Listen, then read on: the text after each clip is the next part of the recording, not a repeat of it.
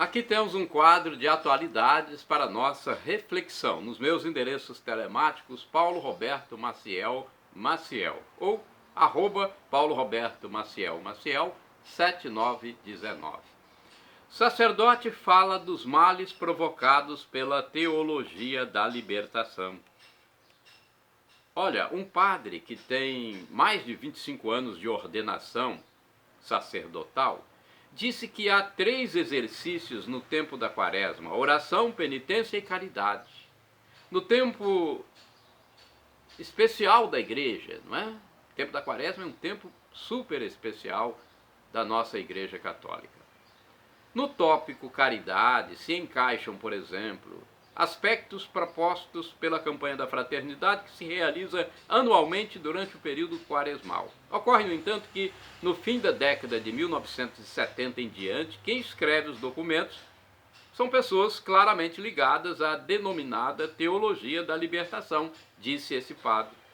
Este é um tipo de teologia da igreja que prevaleceu no Brasil e quis se impor como única leitura teológica possível. A teologia da libertação diz que o problema do cristão é estrutural, que se ele conseguir transformar as estruturas política, social, econômica e religiosa, o mundo será um paraíso. Ou seja, com isso acontecendo, o católico teria o reino do Senhor Jesus, o reino de Deus, na terra. O que é falso, é uma mentira, segundo o próprio Evangelho de Jesus Cristo e o documento Libertatis Nuncius, de 1984, da Congregação para a Doutrina da Fé, dirigida pelo então cardeal Joseph Ratzinger, que foi depois o Papa Bento XVI. Muitos desmandos que se espalharam pelo continente latino-americano, oriundos dos frutos nefastos da teologia da libertação, afastaram o povo da vida espiritual e da Igreja Católica. Essa teologia diz que a libertação de que o ser humano precisa não é do pecado que habita o coração do ser humano, das estruturas do pecado original ou das paixões e más inclinações da desobediência a Deus. Não. Essa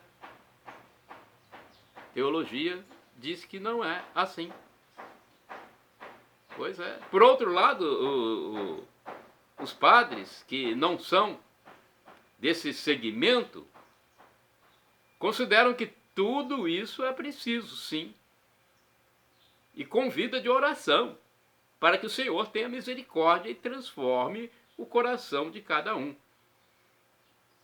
A teologia da libertação fez muitas vezes das comunidades da igreja um espaço para militância política orientadamente de esquerda.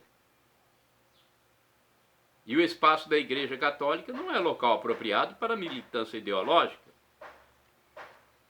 Na campanha da Fraternidade de 2021, há documentos explícitos sobre o que a teologia da libertação pensa que é de atacar e destruir a estrutura patriarcal e tradicional, com o falso intuito de acabar com a homofobia, o machismo, racismo. Essa desconstrução não irá acabar com esses problemas que estão sim no coração da pessoa mau caráter, xenófoba e da pessoa que pratica outros males. A estrutura que está aí é reflexo do coração do ser humano, do que está dentro da pessoa que não reza, não faz penitência, não se arrepende dos pecados, não busca a palavra do Senhor. Os integrantes da teologia da libertação dizem que Jesus Cristo era um revolucionário, um ideólogo político que comprou brigas com o Império Romano. Essa teologia entende que Cristo morreu não para salvar-nos dos nossos pecados, não porque se entregou, mas morreu porque agitou e revolucionou o seu tempo e por causa de questões de poder, sociais, políticas, econômicas. Esse segmento ensina, então, que o cristão tem que entrar nos conflitos sociais, nos conflitos políticos e econômicos. Doutrina que não está na Bíblia, mas sim no capital do comunista marxista, né? Esquerdista, Karl Marx, tanto que o nome marxista vem do nome dele, que propõe luta de classes.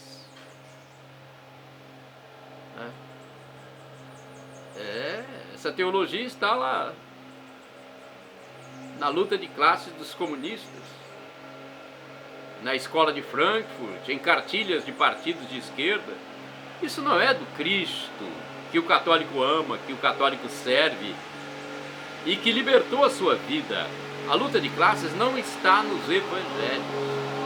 Por causa de um Cristo agitador, político e revolucionário, há pelo menos 30 anos sequestraram a Semana Santa em muitas paróquias, diz esse padre, com várias décadas de experiência. Se a mudança de estrutura econômica, política e social trouxesse o reino de Deus aqui na Terra, ele estaria na Suíça, no Japão, na Finlândia, pois esses países estão muito bem estruturados. Acontece, no entanto, que o reino de Deus não chegou a eles. A aplicação da cartilha marxista, comunista, da luta de classes, traz sim genocídio, mortes, governos totalitários e criminosos. Perto do Brasil, a fila de pobres para comer sobras de estabelecimentos comerciais de alimentos. Olha, eu pesquisei numa homilia de um padre, que não tinha um nome identificado, em vídeo do canal Estúdio Católico. Muito interessante essa reflexão, né? Agora, eu quero falar para vocês sobre o Apocalipse de João, filme. Eu vi esse filme e quero passar para vocês um resumo do que eu vi, de como eu senti. O Apocalipse de João. Nos anos 90 depois de Cristo, no Senado de Roma, o imperador César Augusto Tito Flávio Domiciano se declarava divino perante os seus políticos. Domiciano transmite ao seu general um ultimato para que todos os cristãos o reconheçam como Deus, principalmente na Ásia Menor. Caso contrário, deveriam ser mortos. E manda o oficial matar João, o último apóstolo vivo de Cristo. Enquanto isso, João, preso na ilha de Patmos, que pertencia à jurisdição de Éfeso, hoje Turquia, escrevia textos assessorado por Teófilo e os enviava às comunidades cristãs para encorajá-las. João ditava as palavras a partir de visões extraordinárias sobre o fim dos tempos terrestres. Compondo, então, o livro Apocalipse. Com Teófilo, João reza o Pai Nosso e se dirige a todas as comunidades, a todos os cristãos. Ele reza e muitas vezes fala com Jesus ressuscitado, pedindo conforto para os cristãos que sofriam pela perseguição imperial. Ele conta para ele como foi viver com Jesus e acompanhá-lo até a morte na cruz, em Jerusalém. E depois, nos dias que passou na terra, ressuscitado. Jesus passou 40 dias ressuscitado. Na ilha, aprisionados, trabalhavam em pedreiras nas minas exploradas por Roma e recebiam alimentação controlada. João se compadecia dos outros e chegava a dividir sua cota de refeições com eles. Tentava curar as feridas dos açoitados, mas era castigado pelos guardas quando descoberto, sendo inclusive enjaulado. Nas visões, Jesus Cristo aparece para João mandando-o escrever textos destinados às igrejas da época. Eu sou o Alfa e o Ômega, diz Jesus, ou seja, o princípio e o fim. João foi levado a um lugar impressionante no céu, entrou pelas portas e viu o livro com 7 selos, ficando assustado quando soube que ninguém na terra era digno de abri-lo. O cristão Valério consegue ir a Patmos e se apresenta a João dizendo que sabe ler e escrever. Uma moça cristã, vai junto, procurando encontrar-se com Teófilo e também tentar levar João para fortalecer a fé da comunidade cristã romana. Ela é informada que isso não era possível, pois João certamente seria morto. O general enviado por Domiciano chega a Éfeso e assume o lugar do governador. Chega o momento em que João recebe nova visão, desta feita mais animadora, mostrando-lhe que o Cordeiro de Deus, Jesus Cristo, abriria o livro com 7 selos. Entre outras mensagens, o apóstolo nonagenário diz que só o amor de Jesus poderá deter a violência e o egoísmo da humanidade. A morte não terá a última palavra, e quem crer e viver no amor terá a vida eterna. Um guarda convertido ao cristianismo ajuda no envio dos textos joaninos para as comunidades. Certa feita, Domiciano determinou que os soldados romanos assassinassem todas as famílias cristãs. Olha a violência contra os cristãos, inclusive crianças. E foi algo que causou terror nas vilas e muitas lamentações. Chega o momento de João receber nova visão. Desta feita, ele no céu